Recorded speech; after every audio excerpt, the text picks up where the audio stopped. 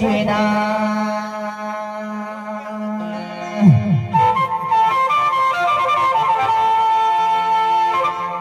अरे चलना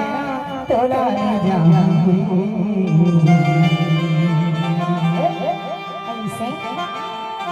हो रोहना मा बैठा की पगली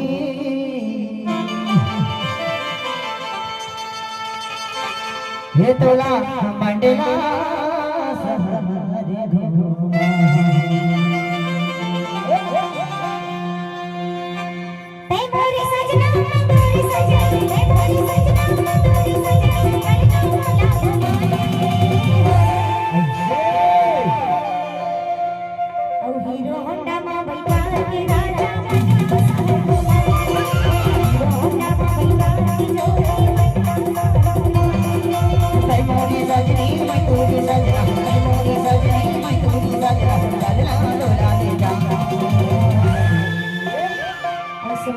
जावे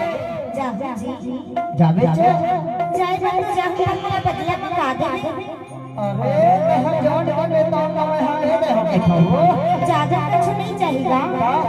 तो माया मोर पर काफी है जी अच्छा ले ना मोर मोटरसाइकिल में बैठ कर पीछे हम चरचरा में पकड़ ले मोर बढ़िया ऐसे नहीं जाता बन्ना मां बैठा हर के रहने बज रहा हर को बन्ना मां बैठा हर के रहने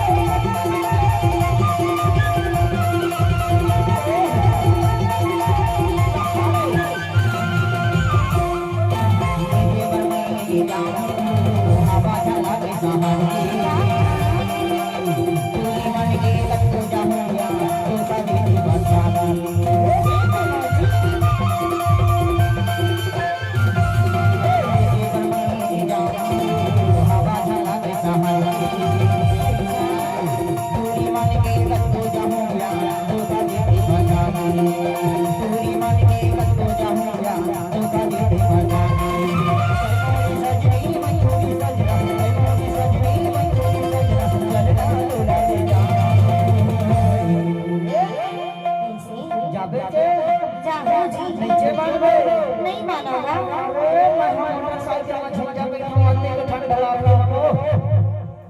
ये ठंड के समय में मोटरसाइकिल में हुट